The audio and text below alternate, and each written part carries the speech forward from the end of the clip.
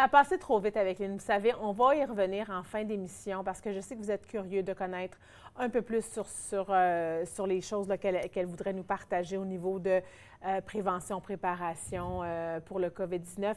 Mais tout de suite, on va parler avec Daniel Roy. Bienvenue à l'émission. Merci d'être là. Ce soir, tu nous proposes de parler de l'impact sur l'économie, sur nos finances. Qu'est-ce qu'il faut considérer à ce niveau-là avec ce qui se passe au niveau mondial et dans la région? Là? Oui. On va parler de placement, on va parler d'économie, des impacts de tout ça. Je ne fais pas de recommandations à personne. Non, ça, c'est quelque chose là, qu'on doit aller parler avec son planificateur financier. Alors ça, il faut faire la déclaration. Là. Oui, pas de problème. On parle en général, là, oui, OK? Oui, parce parfait. que chaque situation est différente. C'est parfait. Mais c'est certain que l'économie, en ce moment, est sur les pensées des gens. Je veux dire, le pétrole a diminué en prix, le marché a diminué de 20 Alors, qu'est-ce qui se passe? Qu'est-ce qui se passe? OK. Alors, avant Noël, le COVID-19 commence son cheminement en Chine et ce qui arrive normalement avec une crise comme ça, c'est qu'il va y avoir l'accélération de la crise et là, il va y avoir la destruction de la demande. Alors ça veut dire que les gens vont arrêter d'aller chez Starbucks, ils vont arrêter d'aller au restaurant, ils vont être confinés en quarantaine chez eux. Alors la demande pour les produits va diminuer. Alors, il y a eu une accélération assez rapide en Chine. La Chine, il faut comprendre que c'est le plus gros importateur de pétrole mondial. Alors, quand les gens ne sont plus dans leur véhicule, ils n'en ont pas besoin. Ils n'en ont plus de besoin. Ils en ont besoin moins. Ouais, alors, il va y avoir une diminution de la demande du pétrole. Les prix ont commencé à baisser. Et là, il va y avoir un élément, une pensée déclencheur qui va engendrer le dégringolage des marchés. C'est toujours pareil. Le marché suit le pouls de ce qui se passe. Hein? Oui, absolument. Parce que les marchés, c'est là où on est capable de voter avec nos émotions d'une façon très rapide.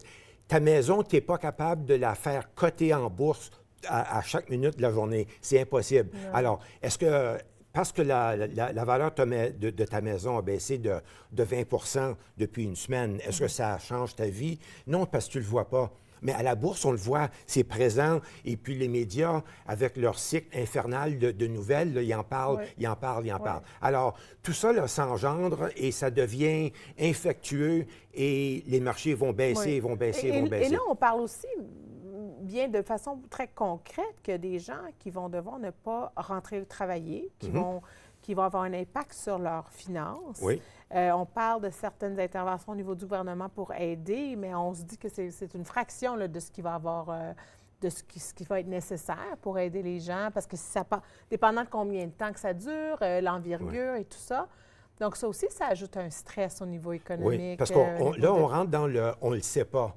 Oui, ça n'est pas parce que là, les autorités de santé, les gouvernements sont en train de répondre à la minute, là, sont en train d'implanter des mesures correctives de prévention, tout ça, là, et puis c'est pensé au pif, là. Alors, est-ce que c'est du jamais vu? Ou est-ce qu'on peut se fier sur certaines situations semblables qui ont eu lieu? C'est une bonne question.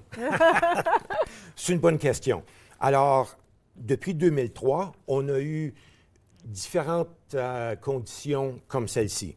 On a le SARS en avril 2003, Avian Flu en juin 2006.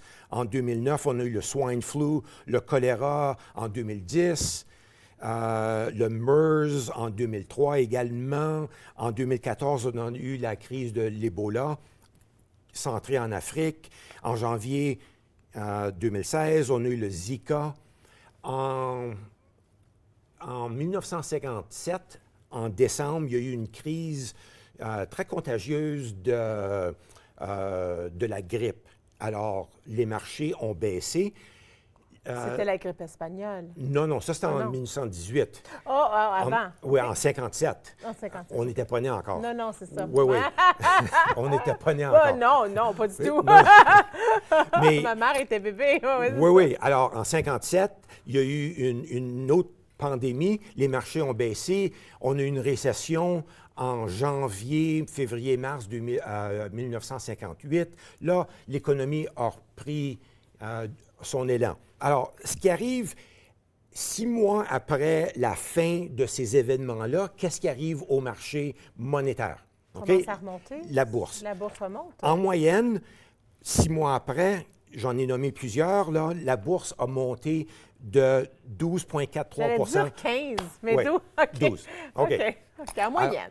Ouais. En moyenne, c'est 12,43 Un an après l'événement, la fin de l'événement, les marchés sont à la hausse en moyenne de 18,22 Alors, c'est quoi la leçon là-dedans? La leçon est que il faut penser comme un investisseur, pas comme un spéculateur. Parce que oui, comme investisseur, les marchés vont nous surprendre tout le temps. Il va y avoir des journées, des semaines, des mois, des longues périodes de temps où les marchés vont nous faire de la peine. Parce qu'on parle d'une récession, là. On ne sait pas. Potentielle. Potentiel. C'est sûr que l'activité économique du premier 3 mois de cette année va être affectée sérieusement. Le deuxième trimestre de cette année, oui. Et là, il parle de peut-être le troisième, on va commencer à avoir une relance, peut-être au quatrième. Mais on ne le sait pas. On le sait, c'est C'est trop ça, loin dans on le le sait futur, pas, ça, on ne le c'est sait ça. pas. Alors, c'est l'incertitude qui cause la panique dans les marchés. OK? Alors, comment est-ce qu'on doit se comporter comme un investisseur? On doit acheter en ce moment. On doit acheter, mais il faut être très précis dans quoi on va acheter. Alors, là, il y a 4 étapes à suivre pour devenir un bon investisseur. La première, c'est il faut avoir une politique de placement personnel. C'est quoi mes objectifs? C'est quoi les dates d'échéance pour ces objectifs-là? Quel est le risque que je suis prêt à Oui, tout ça rentre là-dedans. entamer? Là, une fois qu'on a déterminé ça, il faut rentrer dans les détails du portefeuille. Comment est-ce qu'on va composer le portefeuille? Est-ce que ça va être un portefeuille avec 60 en actifs, 30 dans les obligations, 60-40, 50-50? Peu importe le pourcentage, il faut rentrer dans ces détails-là pour vraiment avoir le portefeuille qui va répondre à tes besoins personnels ou les besoins de ta famille, selon les échéanciers qui ont été prédéterminés. OK? Une fois de temps en temps, c'est peut-être une fois par année, à tous les 16 mois, peu importe, là, il doit y avoir une fréquence de revision. On revise, on réajuste, on fait des changements. On réajuste. Alors, quand on réajuste, alors le portefeuille le plus simple, c'est 50-50, le portefeuille de base. 50 dans les actions, 50 dans les obligations. Les actions ont baissé de 20 les obligations ont monté de 15 Alors, logiquement, qu'est-ce qu'on doit faire? On doit vendre et faire un rachat pour ramener le portefeuille à 50-50. Ça va vouloir dire une discipline. Ça, là, c'est mécanique et on enlève les émotions là-dedans. Oui, oui.